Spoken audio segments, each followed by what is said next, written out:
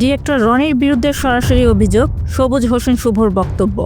আমার নাম সবুজ হোসেন শুভ, ওরফে শুভরাজ। আসসালামু আলাইকুম দর্শকবৃন্দ, বিনোদন জগতে আবারও আলোচনার ঝড়। ডিরেক্টর রনির বিরুদ্ধে সরাসরি অভিযোগ তুলেছেন প্রযোজক সবুজ হোসেন শুভ। ঠিক কী বলেছেন তিনি, চলুন জেনে নেওয়া যাক বিস্তারিত। ভিডিওতে সবুজ হোসেন শুভ স্পষ্ট ভাষায় জানান, ডিরেক্টর রনির সঙ্গে কাজ করতে গিয়ে তিনি নানা সমস্যার সম্মুখীন হয়েছেন। তার দাবি, কাজের প্রতিশ্রুতি রক্ষা করা হয়নি, আচরণ ছিল অপেশাদার এবং প্রযোজনা সংশ্লিষ্টদের সঙ্গে যোগাযোগেও দেখা গেছে চরম অসংযম। সবুজ হোসেন শুভ আরও বলেন, প্রজেক্টে সময়মতো কাজ শেষ না করা, দায়িত্বে এড়িয়ে যাওয়া এবং সহকর্মীদের সঙ্গে অশোভন আচরণ, এই বিষয়গুলি মূলত তাকে প্রকাশ্যে কথা বলতে বাধ্য করেছে। সবুজ হোসেন শুভ বলেন, টাকা নেওয়ার সময় বড় বড় প্রতিশ্রুতি দেওয়া হলেও পরবর্তীতে ফোন ধরা বন্ধ, মেসেজের জবাব না দেওয়া এবং এক পর্যায়ে যোগাযোগ পুরোপুরি এড়িয়ে যাওয়ার মতো ঘটনাও ঘটেছে।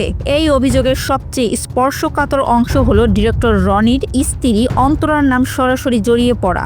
সবুজ হোসেন শুভর বক্তব্য অনুযায়ী টাকা লেনদেন ও সিদ্ধান্তের ক্ষেত্রে অন্তরাও বিষয়গুলো জানতেন এবং কোনো কোনো ক্ষেত্রে তিনিও যুক্ত ছিলেন বলে তিনি অভিযোগ করেন। তো এই 6 করতে করতে এক পর্যায়ে তার ওয়াইফের সাথে আমার পরিচয় করা দেয়, ফেসবুকে রিকোয়েস্ট পাঠানো হয়। তার ওয়াইফ হচ্ছে জান্নাতুল ফেরদৌস অন্তরা, সে একজন টিভির উপস্থাপিকা।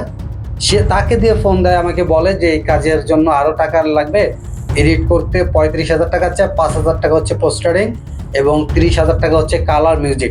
সবচেয়ে চাঞ্চল্যকর অভিযোগ হলো, ডিরেক্টর রনি ও তার স্ত্রী নাকি বিভিন্ন সময় নিজেদেরকে বড় বড় টিভি চ্যানেলের সঙ্গে সরাসরি যুক্ত বলে দাবি করতেন।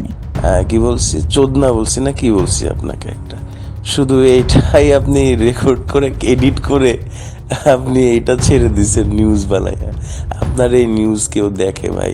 একটু বুস্টিং করাইয়া, একটু প্রমোশন বাজেট টাজেট খরচ করে একটু ভিউ বাড়ান ভাই।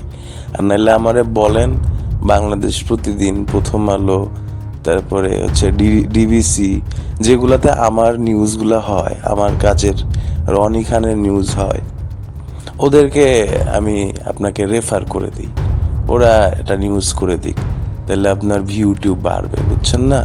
একটু ইনকাম হইল। সবুজ হোসেন শুভ বলেন, এই ক্ষমতার কথা বলে অনেককে ভয় দেখানো হতো এবং কেউ কেউ প্রতিবাদ করলে সমস্যায় পড়বে এমন ইঙ্গিত দেওয়া হতো। অভিযোগে আরও বলা হয়, রনি বিভিন্ন টিভি চ্যানেলের নাম ব্যবহার করে নিজের প্রভাব দেখাতেন।